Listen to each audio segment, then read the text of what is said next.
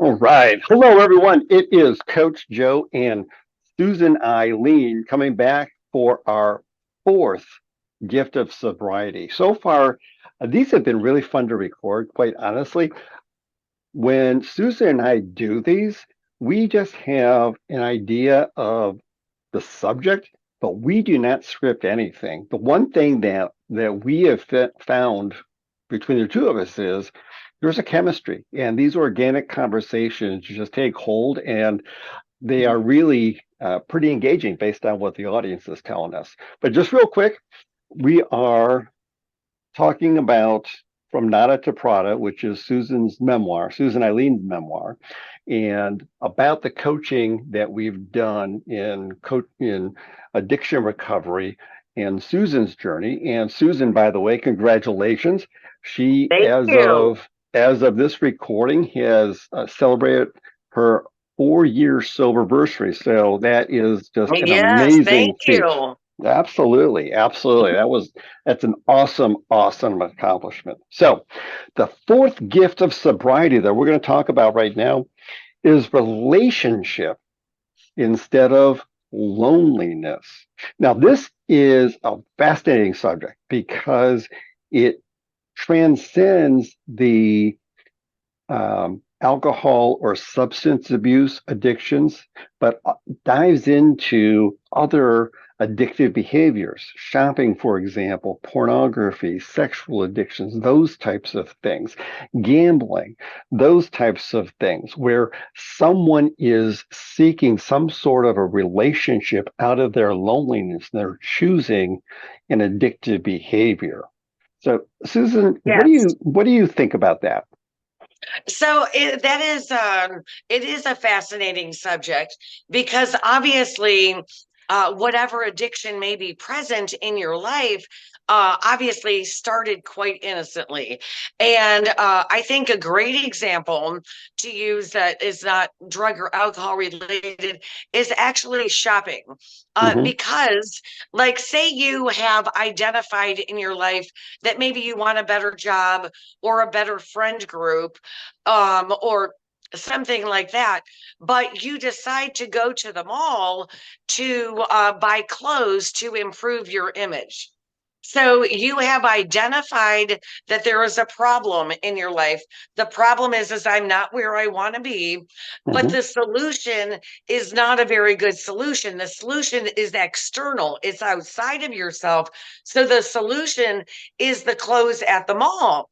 Mm. And, honestly, this isn't really, I mean, in no way is your fault because we don't actually get direct instruction on this. So we go to the mall, to Macy's, and we spend like $90 on a suit. And then when the suit is not like a life-changing suit, we think, on a subconscious level, I just must not have bought the right suit. So then we go to the back to the mall to buy a different suit. And then you're like, you know what? I'm closer with this suit, but now I need shoes. Now I need a necklace. You know what Mm. will go Yeah. great with this is a manicure and eyelashes. So you can see how easy it is for the slippery slope of spending to start. And unfortunately, that message is getting reinforced because number one, you are getting a dopamine hit when you spend that money. Hmm. And then when you put on that new suit and that fancy lipstick and you go to work, you get all kinds of compliments. But the difference between using that external solution and doing the internal work is that Mm. the internal work will last with you for the rest of your life. That suit is only going to solve your problems for maybe a month at best. And then everybody gets tired of the suit, yourself included, and you're no longer getting the results. And now you're back on that treadmill of, okay, maybe I just need a different suit. So addiction is really looking for an external solution to an internal problem. Which is beautifully said because that really ties into gifts 5 and 6 that we're going to be recording. But interesting what you said because what you are doing is feeding your need or that desire. And you mentioned dopamine too, because you actually, and we've talked about this before, you actually had a transfer addiction into shopping from alcohol.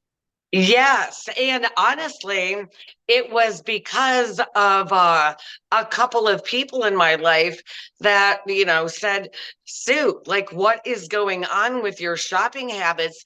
And that's where a healthy support network Hmm. is essential, because I basically had a couple of friends do like an intervention before things got too bad, Hmm. um, to say, like, Sue, like, I've never seen you shop like this before. Like, and again, shopping is not a sustainable solution to the problem, Hmm. as neither is, pills or gambling. Like, we are in sobriety, you look for long term sustainable solutions Yeah, that don't drain absolutely. your bank account.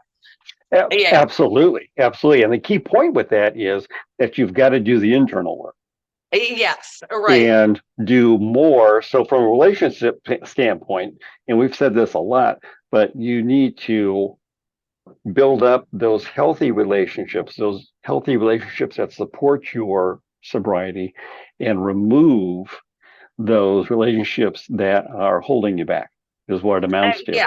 But the loneliness comes in because sometimes you can't be on an island.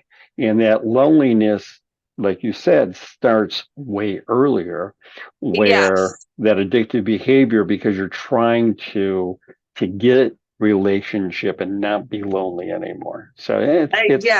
it's You're fascinating. actually, I mean, on some level, like, you had at least identified that there was a problem.